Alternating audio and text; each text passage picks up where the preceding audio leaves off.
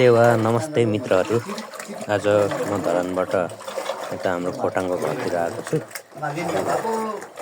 विविध कारणले तपाईहरुलाई धरानबाट घर आउँदै गरेको बाटोतिरको दृश्यहरू भिडियोहरू चाहिँ कैद गर्न सकिन, तर पनि पछि घर आइसके पछाडि के गरियो, के कामहरू गरे म सर्टकटमा एउटा अलिक दुर्लभ खालको भिडियो चाहिँ तपाईहरुको लागि बनाएको छु।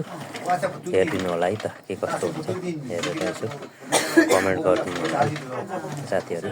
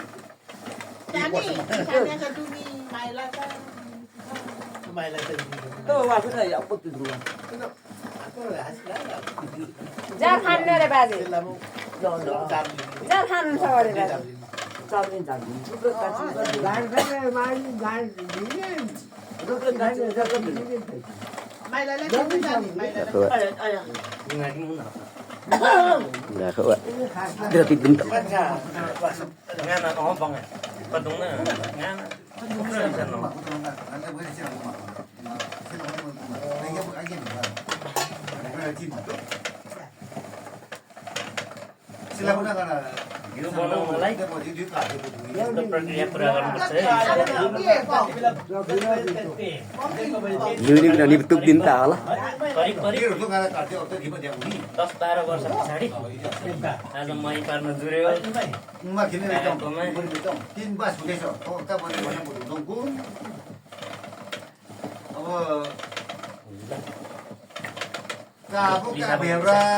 यसरी निकालिन्छ मक्खन। ल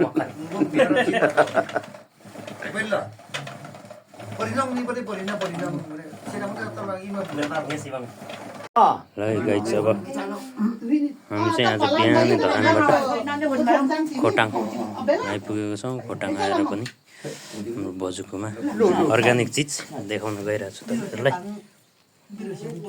यस्तो चिज छ साथीहरू, यो के हो तपाईँहरू चिन्नुहुन्छ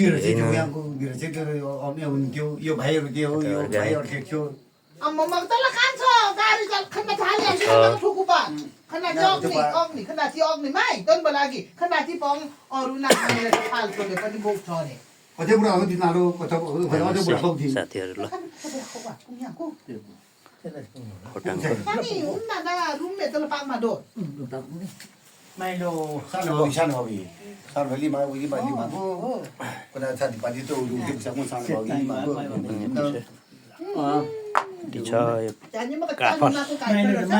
काइफल भन्छौँ है हामी चाहिँ। बजुले नुन हालिदिनु हुँदैछ साथीहरू।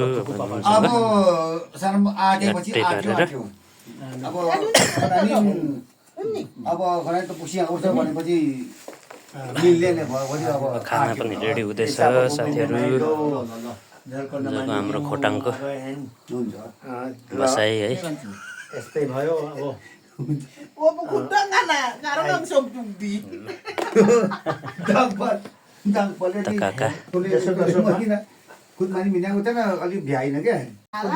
ल साथीहरू, खोटाङको जङ्गलको अर्ग्यानिक काइफल है, अघि गर्दै गरेको महीबाट यसरी घिउ निकाल्नुपर्छ साथीहरू। यहाँ हामी हाम्रो देवदेवतालाई चाहिँ धुप लगाउने कार्यक्रम पनि हुन्छ। ठ्याक्क यसरी निकाल्नुपर्छ। यो मही पार्दाको फाइदा धेरै छ नि साथीहरू। यसले बडी बन्छ होइन, यो ट्याक्क नुहाउने घिउ भन्छ। यो घिउ खानुपर्छ, यस्तो टाइट हुन्छ कि यसरी धुप लगाउनुपर्छ है हाम्रो किरातीको चाहिँ। हामी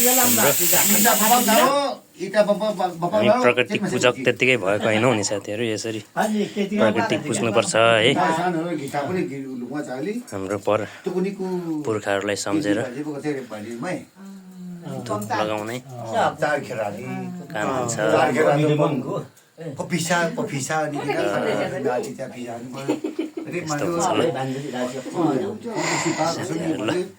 ट्यागको साइडमा अर्ग्यानिक काइफल पेको दिमा भिडियो बनाउनु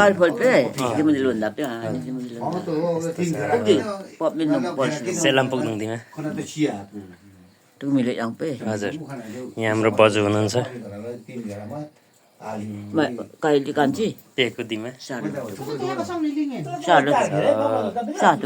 भिडियो बनाउनु यहाँको दिमा अब पछि पाकमा Terus ya dia macam ni orang di macam ni.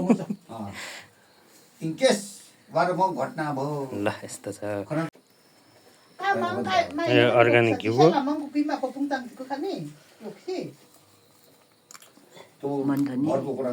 यसलाई मन्दानी भन्छौँ होइन यो तलको ठेका यसरी घिउ डल्ल पर्छ है मै पार्यो जात हो यो अब अहिले मिलले गर्दाखेरि गाउँ गाउँमा मिल्छ यसरी जाँतो पिनिरहनु चाहिँ पर्दैन हजुर तिमी